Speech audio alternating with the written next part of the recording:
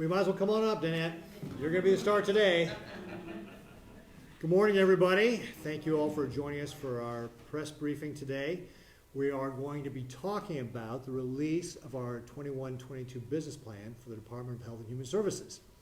So as you all know, one of the things that we have focused on is our mission, which is how we can create opportunities for more effective, more efficient, and customer-focused state government.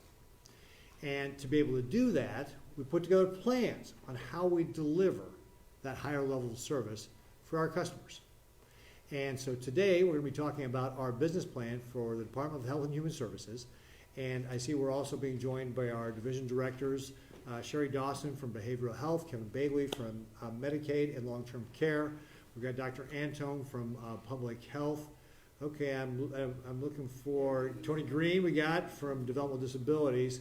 And who am I missing? Deputies from CFS represented. Oh, where's Stephanie? Where's Stephanie Beasley? She's in North Louisiana.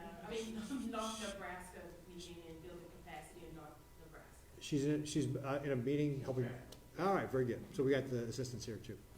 So again, all of our different divisions in HHS are represented, and so all of them, of course, are going to be touched by the business plan here. And you know, obviously, we've been impacted by the pandemic. We didn't put out a 2021 plan because of the pandemic, but if you look at what we've been able to accomplish from the previous plan, we accomplished 92% of our goals from the last plan, and the ones that were not accomplished are continuing to be worked upon. And we've got a lot of great successes to talk about with the Department of Health and Human Services. I could not be more proud of how this department performed during the pandemic. If you think about all the things we were able to accomplish. I mean, think about getting the testing program set up and running so that we can provide testing through Test Nebraska, and how that essentially at one point doubled our testing capacity to be able to make sure we could find those folks who were testing positive for COVID. Or getting 1,000 of our teammates trained to be contact tracers, our own little Swiss Army, to be able to help out our public health departments in doing the contact tracing from so many, that they had so many, really being overwhelmed, so many contacts they had to make. So our teammates being able to help out from that standpoint. Or getting people vaccinated, rolling out that vaccine program. And right now, I think we've got 89% of our seniors age 65 years and older have been vaccinated, which ranks us about number 14th in the country. So we're rolling out that vaccine program. So those are just some of the things that we can be very proud of the way this is the Department of Health and Human Services has worked to be able to keep people healthy over the course of this pandemic. But of course, it's not just the pandemic, it's all the other things the Department of Health and Human Services has done. I see Dr. Antone is here for Public Health. Not only did he do a great job in maintaining our relationships with the hospitals, but I believe the PDMP is under your purview as well, and how we're working with that to combat substance abuse. We also, talk about behavioral health, and Sherry Dawson, U.S. News and World's report ranks us the number 4th best state for mental health. And for example, one of the ways that we're helping with that is the SAMHSA grants, which you've been very successful in getting millions of dollars literally for the state to be able to work on a variety of different things. And also being able to help us start our addiction medicine fellowship with UNMC, which is a great thing.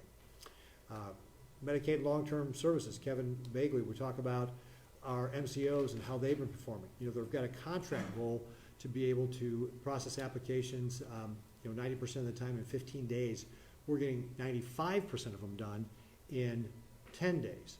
And then with regard to getting the appeals done, they have 45 days. We're getting them done in 20 days, like 90% of the time done in 20 days. So great work there for Medicaid and long-term services, working with our MCOs to be able to provide that level of service.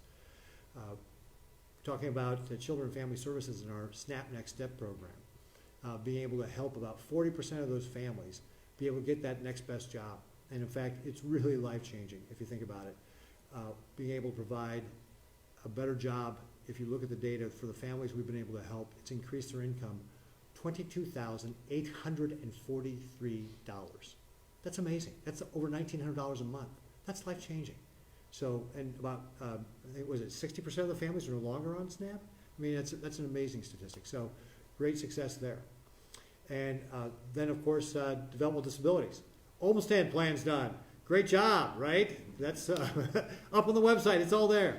So we just got so much great success to be able to talk about. And then, of course, we need to build upon that success. And that's what our 21-22 business plan is about making sure that we are laying the foundation to be able to kind of continue to provide a great level of service and help Nebraskans live better lives, right?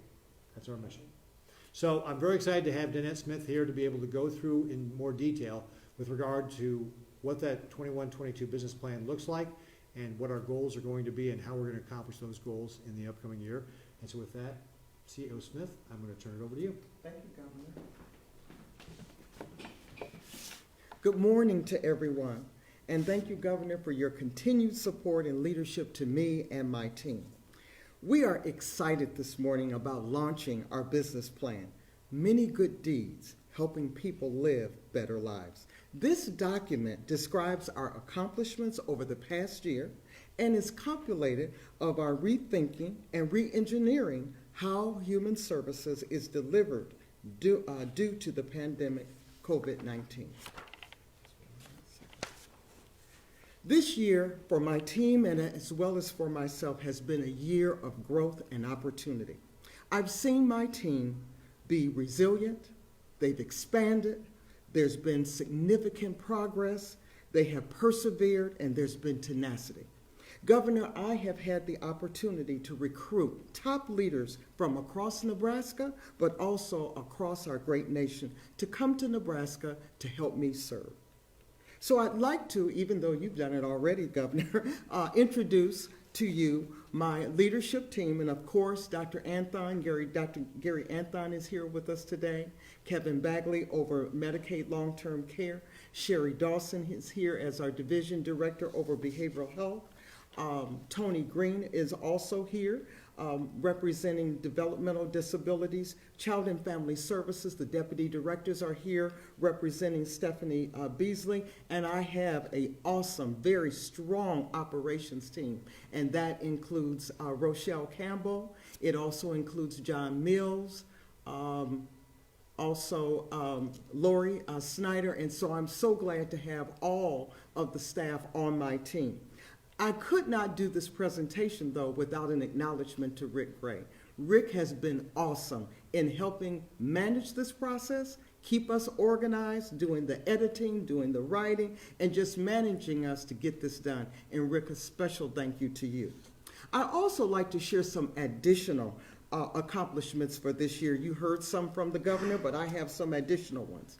There's a couple things that I thought that we did really special this year, and one of those things, we improved and enhanced communication and outreach to the community across the state. We've also embellished our relationships with all of our stakeholders and our provider relationships, particularly during the pandemic. We've also built relationships in communities and organizations where we didn't have a relationship, and we're now free to go to those communities and work with those organizations. We've enhanced how we provide data so that communities could understand the impact of the pandemic on Nebraska. And I tell you, I could not acknowledge Ashley Newmeyer and Katie Stromberger for their leadership on data from morning till night. We were on the phone about the data, and so I really appreciate their leadership. We launched Medicaid expansion, improved programs for the YRTCs. We now call it, Governor, Nebraska Yes, which means Youth Engagement Systems. And then finally, we continue to improve services for children in our foster care program. We were ranked as 9th in the nation by the Casey Family Programs. We are now 7th in the nation for child well-being. As I reflect, though, as your leader of Department of Health and Human Services, it has been an expansive year for me and for my team. I've had to be tenacious, at the same time be eclectic, more than I ever have in my career. But my personal commitment to this work and the work that we do and we stand for has not waned. Again, I want to thank my teammates for their patience with me, teaching me, helping me to grow and expand in areas that were unfamiliar. So let's talk a little bit about the 5th edition of the DHHS business plan entitled Many Good Deeds, Helping People Live Better Lives. You know, Rosa Parks once said, memories of our lives, of our work, and our deeds will continue in others. The pandemic has shown that many, many good deeds have been done through our fellow DHHS teammates, Health and Human Services professionals throughout Nebraska, and thoughtful citizens helping one another. This plan informs our key stakeholders, partners, and citizens on our top priorities, comprised in our DHHS four-pronged approach. Let me start with the first approach. The first approach is simply creating an integrated service delivery system. It contains 10 different initiatives and is the largest approach for this year's plan. It contains initiatives such as Access to Nebraska, the Family First Prevention Services Act. It embodies our foster care work. We also included Nebraska 988 project and the youth residential facilities. Our second approach is establishing and enhancing collaborative relationships with community stakeholders and policymakers. This approach has 3 initiatives, which focuses on collaborating to improve services. And such examples are, and we want to make sure that our constituents know that we're paying attention to being able to get timely license and certifications on time. So we've created a system to be able to do that. The second thing that we're going to be focusing on is a maternal mortality review committee, making sure that we look at the data that tells us about women who have a difficult time with pregnancy and what are the things that we could do to better support them. And then finally, which I'm very excited about, and I have worried Sherry Dawson to death, her behavioral health 3-year strategic plan, which has 4 focus areas that really focus on making sure that behavioral health is very inclusive. It provides the type of mental health services that are needed in the community as well as in our state institutions.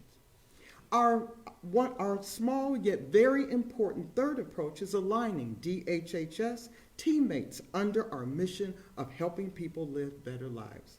It concentrates on one initiative of recruiting and retaining DHHS team members to ensure we can better provide high quality and efficient services to the citizens of Nebraska. And Friday, Governor, one of the things that we talked about as we talked about recruitment and retention, we want DHHS to be known as a great place to work. We spent a lot of time on that in our discussion on Friday. Lastly, the fourth approach contains 3 initiatives to ensure our internal processes and procedures are fine-tuned toward excellent customer service. This approach is enhancing the department's internal infrastructure to provide more effective, efficient, and customer-focused services to Nebraska. The 3 initiatives focuses on information systems technology in addition to our legal and finance area. And one of the things, Governor, I'm very excited about, we're going to hit that deadline that you gave me of April 30th, 2022 with our iServe project, which is going to allow our constituents to go online, apply for a plethora of services with one application. And we're very excited. Lori and I and the team have been working extremely hard on that. This plan represents thousands of efforts to help DHHS achieve our vision and transform services for citizens of Nebraska. Finally, and as I close, I reflect on the accomplishments and aspirations marked in this plan throughout the department as I embark on my 3rd year at the helm of DHHS. I must say with tremendous appreciation that I am truly proud of the resilience, hard work, innovation, and caring that I see exhibited daily by the work we do for and with Nebraskans. We have countless stakeholder groups that we partner with to accomplish our work, and I appreciate hearing from them and our citizens. We continue to work on initiatives that will personify our mission. And I am thankful to you, Governor Ricketts, and his team for his leadership, collaboration, as we serve each and every citizen of this state. And so I stand ready to answer any questions. And here is a copy of our business plan. It's excellent, well done, well written. It explains thoroughly how we plan to get the work done, and I've highlighted some of the initiatives in my speech. All right, thank you very much, Danette. So there were 17 priority areas, is that right? 17. 17 priorities, that's fantastic. Yes. All right, great. Well, thank you very much. Don't go too far away. Okay, because we're going to start with questions about your business plan. And Sarah, since you're the only press that showed up, apparently we're doing the press conference just for you. Seriously, it's all about you today. So, we will take questions from you on this topic and then any other topic you want to do. Wow, what do I do with all this? Okay. No pressure. Initially, I'd like to know what goes into a plan like this. What kind of, how do you distill everything you're doing over the course of the next year into words on paper? Well, Danette, come over here, please, so we get the microphone, because we still do have the NET. okay. Well, I think what we did, and it was led by Rick, we made sure that we looked at the most critical issues that needed to be solved for Nebraskans. As I mentioned earlier, iServe is certainly one of those. We want to make sure that our constituents have the opportunity to apply for benefits, for services, but be aware of those services that we offer and then be able to apply for them. So I think what we did was we took the most critical areas that we thought were critical to Nebraska, and those are the initiatives that we put in the plan. In the beginning of the plan, you will notice the areas that we think that we've had some really good successes. We talk about SNAP, we talk about Medicaid, we talk about our YRTC programs, we talk about behavioral health, and those are the areas that we think that we've accomplished. But in this business plan, which is different from the first business plan that I did when I first got here, we are now focusing also on the infrastructure of the organization. In order to have a department that functions and operates above board and professionally, you have to have a good infrastructure. So I have good general counsel, our human resources area, our IT area, our finance area are all there to undergird the department and make sure that our programs can be successful for the people we serve. And I see that there's a couple of these that are continued from the last plan. And have you identified sort of what's stood in the way of reaching those initiatives in the last couple of years? Well, sometimes it has to do with workforce. Sometimes it has to do with federal guidelines have changed, and so it may have morphed a little bit and made it difficult for us to achieve. And don't forget to repeat the questions for the That's right. NET feed. Yeah. Specifically on the goal for recruitment and retention, do you know what positions have the highest turnover rates and what those numbers look like?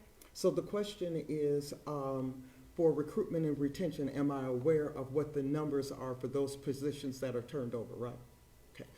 Yes, we have a sense of the critical positions where we see turnover. Many of those positions have to do with some of our benefit support areas, our child welfare areas, some of our 24-hour facilities. We've seen quite a bit of turnover. So those would be the targeted positions? Yes, yes. And we're focusing on that in our recruitment as well. You might want to point out again just what we did with regard to pay adjustments. Yes, lots of pay adjustments for our child welfare staff and our nursing staff. We're beginning to see nursing applications come in, not as many as we would like, but we're beginning to see that. In our long-term care, in our youth programs, we're seeing more people coming in to be interviewed, and certainly in our child welfare programs as well. I do believe that the bonuses that we've received, the rate increases have helped us with recruitment. It's now selecting the right person to do the right job here in state government. And I've seen the ads, or I've also heard the governor talk a little bit about, hey, we're not going to make you get vaccines of the DHHS. Is that, do you attribute any of the applications to that sort of? That's still unclear. Repeat the question. The question was whether or not people who are not vaccinated, whether or not we're seeing applications from those folks that have not been vaccinated. Is that correct? Yes. Okay. Because if you're attributing any of those new applications to those calls. And the answer to that would be, I think it's too early to tell. We're still working. I think being able to work with us, not being vaccinated, but also with some of the pay raises that we've got, I think that that's going to help us be able to recruit. I think our nurse applications are up about, I think Jason Jackson told me they're up about 15%. Over, what amount of time? From previous before. But I think Danette's also right, it's not only the part about the hey, we're not gonna make you get a vaccine, but it's also the bonus and the pay increases, so it's kind of hard to pull those all apart. Okay. And sorry, the 15% though was like over. Prior to when we launched these different programs. Got it. Okay. I think those are my questions on the plan right now. I might digest it and come back to the Okay. department later for more questions, but I have other questions on other topics. Absolutely. Okay, and this may still come for this first one, I don't know. But the state averaged 400 people hospitalized with COVID last week, which is sort of almost at, if not over the 10% mark. I'm wondering if there's any sort of plan to maybe go back to the daily and more extensive data, or introducing those restrictions on elective surgeries again. Yeah, so with regard to, the question was, so our hospitalizations have been up around 400 or so, which is kind of the threshold to hit the 10% level we've talked about throughout the course of the pandemic. And that's the threshold where we start doing the daily data, and I believe that's supposed to be implemented today. Is that right, Dr. Antone? Correct. That is correct. So yes, the daily data will start again today. And with regard to the ban on elective surgeries, we are not planning to reissue another DHM with regard to that. We think the hospitals have been able to manage it, with regard to their personnel and so forth. So we're not planning on doing that, but we will be going back to the daily dashboard, or updating the dashboard daily. And the same data that was prior to this latest scaling down? And I believe the data is gonna be pretty much the same data. I'm seeing heads nodding yes. So it's gonna be pretty much the same data. I will note though, and correct me on this, folks, we're also gonna be adding weekly data, or it's already on there right now, with regard to flu and RSM, right? So that's also gonna be a part of the dashboard as well. RSV, sorry, yeah, RSV, thank you. And totally different topic. You were in Germany last week. I'm curious if you went into that trade mission with any particular goals, and if you felt that those were accomplished. Yeah, so last week I went on a trade mission with our Director of Economic Development, Tony Goins, as well as Steve Wellman, who's our Director of the Department of Agriculture, and a couple of members of the team as well. And we met with prospective companies who are looking at investing here in North America and getting access to the North American marketplace. And our person who runs the Germany office, Theo Freya, who used to work for Klaas and is now on the board of Valmont, did a fantastic job of setting us up with some of these companies that I think are really great prospects. Obviously, it's something that it takes time to develop the relationship, and also for them to make the decision about investing in the United States and where they're going to invest. But it was a very, very successful trade mission from starting those relationships. So I was very pleased how it all turned out. Can you talk about what sort of relationships, or what companies or businesses those might be that maybe you could see, I don't know, satellites here, or? Right, so the question was, what companies in particular were we visiting? I'd rather not say those, because then they become targets for other people's, for other states to go try and get to those companies as well. So obviously we're holding that information specifically, but it would be companies, and well, one company I could talk to you about is Klaas. So we visit with Klaas E-Systems, or the Klaas E-Systems, and some of the university folks from Osnabrück. And basically, again, just continue to develop that relationship. Klaas is a great employer here in our state. We really appreciate all they're doing. They just opened up their 20,000 square foot facility that is doing their training, kind of the ICAT, the Industry Consortium for Advanced Technical Training, which is their apprenticeship program based on the German model. It actually is the German model. If you get the certificate here, it's good in Germany. So that's one of the selling points that we use when we go to German companies, and Klaas has been very helpful in getting that set up here. So we met with them, and we met with other German companies. Generally, we're meeting with manufacturers, again, people who are looking to expand in the North American marketplace. So don't want to get into the specifics, but we had really great meetings. It was really a successful trip. And then with all the conversation going on with vaccine mandates, I have one question on that. So you made it very clear that you're against the federal vaccine mandates that have come down, and I'm curious, I want to know if there's similar feelings about the state level requirements for, say, I know for students there's several vaccines that are mandated before they can be enrolled in private or public school. And if you have different feelings about that, why? Yeah, so with regard to the federal vaccine mandate, maybe I'll just give everybody kind of an update on this real quickly. Obviously, the Attorney General filed in the 8th Circuit Court, working together with Missouri on Friday, with regard to the OSHA rules. That's the 100-person or more employers. And we expect that the Eighth Circuit will get fully briefed on that this week, and potentially could issue an injunction this week if they were so inclined. So that's within the realm of possibility. I would also note that you saw that there was an injunction issued in the Fifth Circuit Court over the weekend. That does not apply to our circuit, but is obviously a very positive sign that at least one of the circuit courts had said that there's enough here for the case that they're issuing the injunction, and I believe the U.S. Department of Labor has a deadline this week to be able to respond back to that before that injunction becomes then permanent. And so that's kind of where we are with the OSHA case. We've also got the case on Medicare and Medicaid that we're filing suit on as well here in the Eighth Circuit Court. One would expect that that would get briefed up maybe next week, and so we may have more information next week on that one. And then, of course, the third case that's out there is the one with regard to federal contractors. That one is also in process right now. I think it's with the magistrate. So those are kind of the three cases. Your question specifically about mandates for school kids. Again, I believe people should, make a personal choice with regard to their vaccines. We would encourage people to get the vaccines.